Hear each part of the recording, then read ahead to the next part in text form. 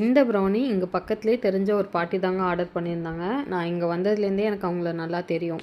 பையன் பர்த்டே அப்போ cup cakes கொடுத்துருந்தாங்க. ஸோ அதை சாப்பிட்டுட்டு இதே மாதிரி எனக்கு ஒரு 6 பீஸ் பண்ணி கொடுன்னு சொல்லியிருந்தாங்க. சரி, அதை விட ப்ரௌனி பெட்டராக இருக்குமே நான் அவங்கக்கிட்ட கேட்டுட்டு ப்ரௌனியாகவே பண்ணி கொடுத்துட்டேங்க.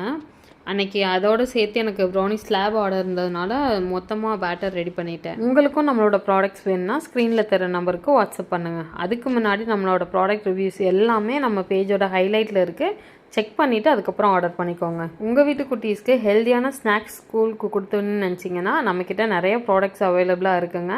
உங்களுக்கு வேணும்னா டிஎம் பண்ணுங்கள், நான் உங்களுக்கு டீட்டெயில்ஸ் ஷேர் பண்ணுறேன். நான் பேக் பண்ண ஸ்டார்ட் பண்ணதுலேருந்தே கிட்டத்தட்ட 1 இயர்க்கு மேலே நான் மில்கி மிஸ்ட் பட்டர் மட்டும்தாங்க யூஸ் பண்ணிகிட்ருக்கேன் எல்லா விதமான பேக்கிங்க்குமே. பட் இப்போ ரீசெண்ட் டைமாகவே நிறையா டைம் வந்து அவுட் ஆஃப் ஸ்டாக்லேயே இருக்குது. ஸோ எமர்ஜென்சிக்கு நான் அமுல் பட்டர் வாங்கி யூஸ் பண்ணியிருந்தேங்க.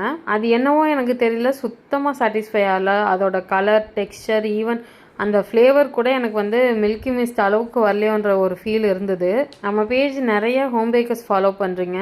ஸோ எனக்கு மட்டும் தான் அப்படி ஃபீல் ஆகுதா, இல்லை உண்மையிலேயே அதோட டெக்ஸ்சர் அண்ட் ஃப்ளேவர்ஸில் வந்து டிஃப்ரென்ஸ் இருக்கான்றது உங்களுக்கு தெரிஞ்சால் ஷேர் பண்ணுங்கள். இந்த ப்ரௌனி கப்ஸில் எல்லாத்துலேயுமே நான் ஒரு மில்க் சாக்லேட் சங்க் மட்டும் சென்டரில் வச்சு பேக் பண்ணியிருந்தேங்க. எல்லா பீஸையுமே தனியாக கிளிங் ரேப் பண்ணிவிட்டு அதுக்கப்புறம் பாக்ஸில் வச்சு அவங்களுக்கு கொடுத்துருந்தேங்க. ஸோ அப்போ தான் வந்து மெஸ்ஸி ஆகாதுன்னு சொல்லிட்டு